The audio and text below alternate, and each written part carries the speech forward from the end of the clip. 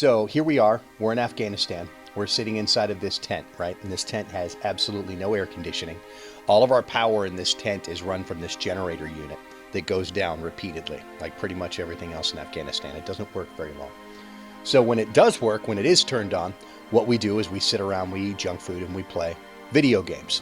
And the two video games of choice are either a football game, or Halo 1.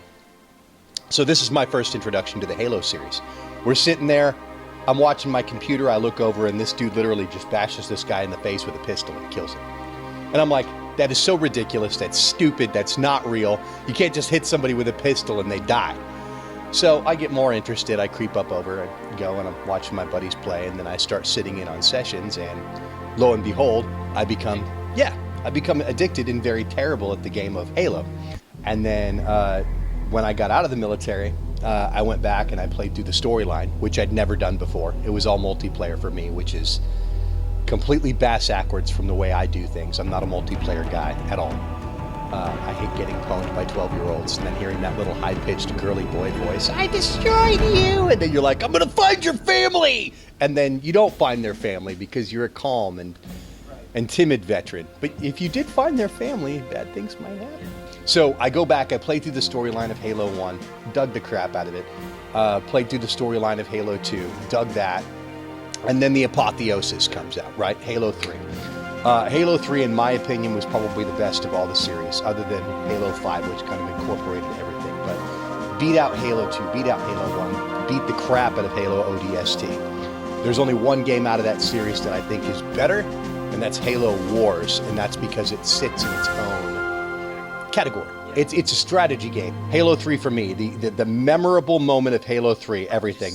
And not just like the collection of the skulls and all the other fun crap that you can do. So we would have get-togethers at my house where we'd put a screen over in one room, we'd put a screen in another room, we'd put a screen in another room, and we'd connect all of these Xboxes, okay? So like literally all of my friends are coming over to my house to play a video game. And we're looping up, we're playing through, we're setting up all these screens, and we would go into this stage called Narrows on Halo 3. For those of you that have played the game, you know it is the stage that has the huge open platform walkway in the middle, and then a launcher on either side that takes you back over to the other team's territory.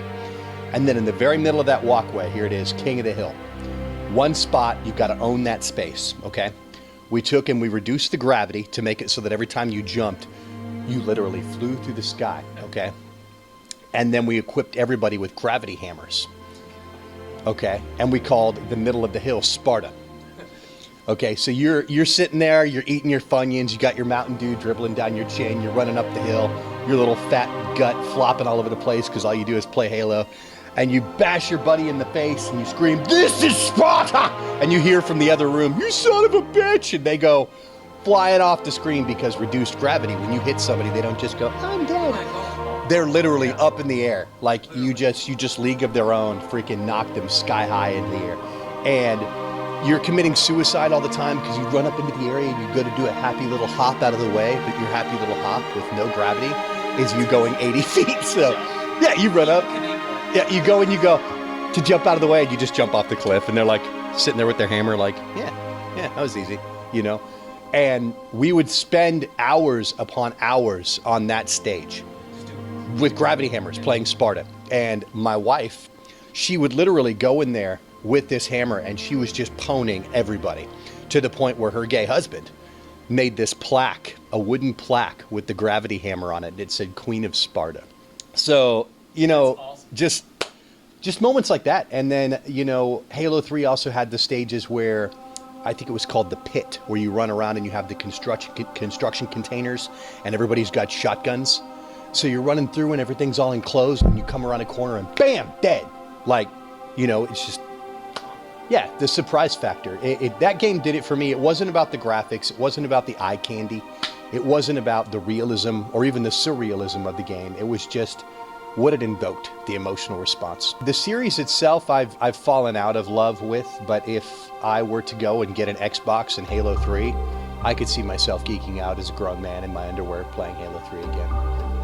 I would read about the series, but they'd have to do something pretty serious, I think, to come back and grab me like Halo 3 did. Keep going. it's Run a little over. face. We got it. Victory. People got the last option.